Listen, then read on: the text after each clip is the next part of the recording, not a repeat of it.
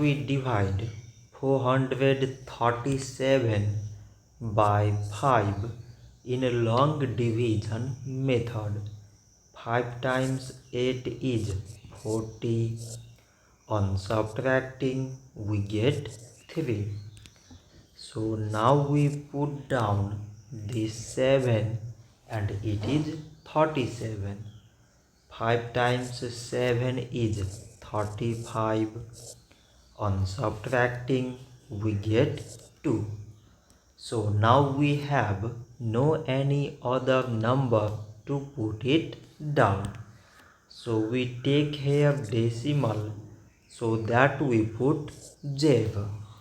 So it is 20 and 5 times 4 is 20. On subtracting we get 0.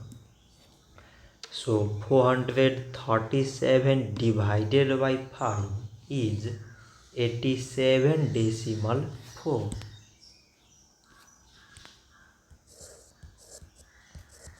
So this much for today and thanks for watching.